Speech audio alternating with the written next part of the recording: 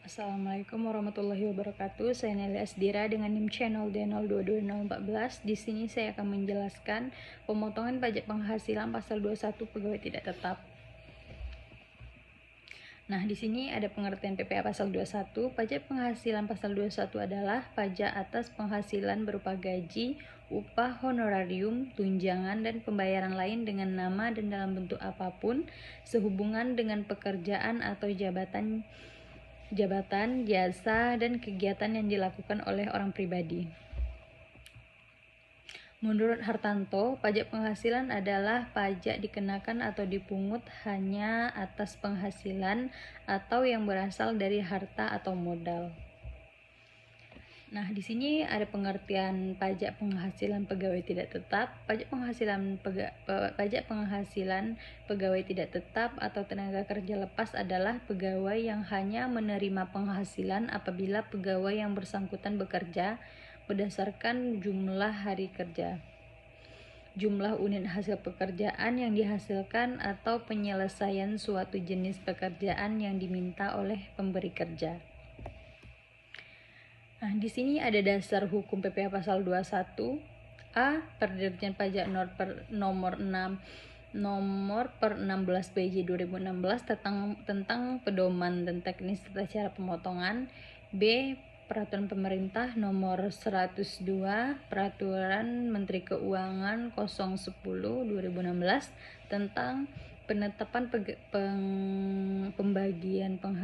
bagian penghasilan sehubungan dengan pekerjaan dari pegawai harian dan mingguan serta pegawai yang tidak dikenakan pemotongan menimbang pajak penghasilan. Nah, di sini ada kategori pegawai tidak tetap. Yang pertama, pegawai harian atau tenaga kerja lepas yang mendapatkan upah atau ketidakseimbangan dari pemberi kerja. Yang kedua, tenaga ahli seperti konsultan, guru, dokter, dan sebagainya yang bukan pegawai dari pemberi kerja. Yang kedua, anggota dewan komisaris atau dewan pengawas yang tidak diangkat sebagai pegawai tetap. Yang ketiga, mantan pegawai yang menerima bonus. Yang keempat, peserta kegiatan yang mendapatkan hadiah atau keseimbangan. Yang kelima, pegawai yang mendapatkan dana pensiun secara berkala. Keenam, pekerja asing yang tinggal di Indonesia belum melebihi 183 hari. Di sini ada dasar pengenaan pajak pegawai tidak tetap. Yang pertama, untuk objek pajak pegawai tidak tetap atau tenaga kerja lepas dihitung dari penghasilan bruto dikurangi PTKP. Yang kedua, untuk objek pajak distributor multilevel marketingnya, yaitu petugas dinas asuransi luar tenaga ahli dihitung 50% dari penghasilan bruto. Yang ketiga, untuk objek pajak dewan komisaris, pembayaran kepada mantan pegawai, penarikan dana pensiun, dan wajib pajak luar negeri dihitung dari penghasilan bruto. Di sini ada tarif pajak. Tarif pajak sesuai pasal 17 ayat 1 huruf A Undang-Undang PPh yang telah diubah ke Undang-Undang nomor 7 tahun 2021. Yang pertama, ada penghasilan sampai dengan 60 juta dikenakan tarif 5%, penghasilan di atas 60 juta sampai dengan 250 juta dikenakan tarif 15%, penghasilan di atas 250 juta sampai 500 juta dikenakan tarif 25%, penghasilan di atas 500 juta sampai dengan 5 miliar dikenakan tarif 30%, penghasilan di atas 5 miliar dikenakan tarif 35%. Jika pegawai yang bersangkutan tidak memiliki NPWP, maka nilai pajak yang dikenakan lebih besar 20% dari nilai yang sudah dihitung menggunakan tarif yang di atas. Nah, di sini ada bukti potong. Bukti potong atau bukpot adalah dokumen yang dibuat oleh pemotong pajak atau pemberi kerja sebagai bukti pemotong pajak. Bukti potong wajib dibuat oleh pemberi informasi kerja dan diberikan kepada pegawai, baik pegawai tetap maupun pegawai tidak tetap. Pegawai wajib melaporkan penghasilan yang diterima yang tertera pada bukti potong dalam laporan SPT tahunan PPh pasal 21 orang pribadi. Bukti potong yang diberikan untuk pegawai tidak tetap adalah formulir 1721 yang wajib diberikan oleh pemberi kerja pada masa pajak di mana pegawai menerima penghasilan. Nah, di sini ada jenis-jenis upah yang diperoleh oleh pegawai tidak tetap. Yang pertama upah harian, upah yang diperoleh karyawan secara harian. Yang kedua upah mingguan, yaitu upah yang diperoleh oleh karyawan secara mingguan. Yang ketiga upah satuan, upah yang diperoleh karyawan berdasarkan jumlah unit pekerjaan yang dihasilkan. Yang keempat upah borongan, yaitu upah yang diperoleh karyawan berdasarkan penyelesaian suatu jenis pekerjaan tertentu. Nah, di sini juga ada ketentuan khusus PPh pasal 21 untuk pegawai tidak tetap. Yang pertama, tidak dilakukan pemotongan PPh pasal 21 jika penghasilan karyawan dalam sehari belum melebihi 300.000. Yang kedua, dilakukan pemotongan PPh pasal 21 jika penghasilan karyawan dalam sehari sebesar atau melebihi 450.000, merupakan jumlah yang didapat dikurang dari penghasilan bruto. Yang ketiga, apabila karyawan tidak tetap memperoleh penghasilan kumulatif melebihi 4.500.000 dalam satu bulan, maka jumlah tersebut dapat dikurangkan dari penghasilan bruto. Nah, yang keempat, rata-rata penghasilan karyawan dalam sehari adalah rata-rata upah mingguan, upah satuan, atau upah borongan untuk setiap hari kerja yang digunakan. Nah, yang kelima, PTKP yang sebenarnya adalah untuk jumlah hari kerja yang sebenarnya. Yang keenam, PTKP sehari dijadikan sebagai dasar untuk penetapan PTKP yang sebenarnya, yaitu sebesar PTKP per tahun 54 juta dibagi 360 hari. Yang ketujuh, apabila karyawan tidak tetap tersebut mengikuti program jaminan atau tunjangan hari tua, maka iuran yang dibayar sendiri dapat dikurangkan dengan penghasilan brutonya. Nah, di sini penghitungan PPh pasal 21 tenaga lepas atau pegawai tidak tetap. Yang pertama, tidak ada PPh 21 yang dipotong jika upah harian atau rata-rata upah harian kurang dari 450.000 dan jumlah kumulatif dalam satu bulan belum melebihi 4.500.000. Yang kedua, PPh 21 harus dipotong sebesar upah harian atau rata-rata upah harian dikurangi 450.000 lalu dikalikan dengan 5%. Jika upah harian atau rata-rata upah harian sudah lebih dari 450.000 tetapi jumlah kumulatif dalam satu bulan kalender belum melebihi 4.500.000. Yang ketiga, PPh 21 harus dipotong sebesar upah harian atau rata-rata upah dikurangi PTKP sehari lalu dikalikan dengan 5%. Jika jumlah kumulatif dalam satu bulan kalender sudah lebih dari 4.500.000 tetap dikurangi dengan 10.200.000. Yang keempat itu berlaku tarif pada Undang-Undang Pajak Penghasilan pasal 17 ayat 1 huruf A jika jumlah kumulatif dalam satu bulan kalender sudah melebihi dari 10.200.000. Tarif PPh pasal 21 tenaga lepas di atas hanya diterapkan berdasarkan jumlah penghasilan bruto sehari yang melebihi 450.000 atau jumlah penghasilan bruto dikurangi PTKP yang sebenarnya dalam hal jumlah penghasilan kumulatif dalam satu bulan kalender telah melebihi 4.500.000. Bagi pegawai tidak tetap dengan penghasilan kumulatif yang telah melebihi 8.200.000, PPh pasal 21 pekerja lepas atau pegawai tidak tetap dihitung dengan penerapan pasal 17 ayat 1 huruf A Undang-Undang Pajak Penghasilan atas jumlah penghasilan kena pajak yang ditahunkan. Di sini ada tarif PTKP. PTKP sendiri diatur dalam Peraturan Menteri Keuangan Nomor 010 Peraturan Menteri Keuangan 2016 tentang penyesuaian penghasilan tidak kena pajak. Yang pertama, wajib orang pribadi untuk diri sendiri adalah sebesar 54 juta. Yang kedua, untuk tambahan untuk wajib pajak yang kawin adalah 4.500.000. Yang ketiga, PTKP tambahan untuk seorang istri yang penghasilan dengan suami digabungkan adalah 54 juta. Yang keempat, PTKP tambahan untuk setiap anggota keluarga, baik yang sedarah maupun memiliki garis turunan lurus dan anak angkat, yang menjadi tanggungan sepenuhnya, yaitu 4.500.000. Jumlah tanggungan tersebut maksimal 3 orang. Contoh cara penghitung PPh pasal 21 pegawai tidak tetap. Yang pertama, cara menghitung PPh pasal 21 pegawai tidak tetap untuk upah harian.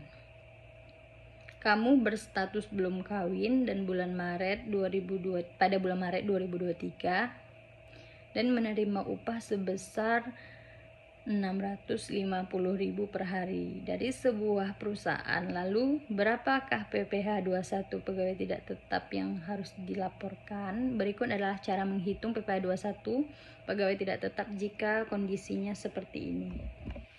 Nah, maka pada hari ke-7 kamu menerima upah sebesar 650.000 dikurang dengan 115.000, maka dapatlah hasilnya 535.000.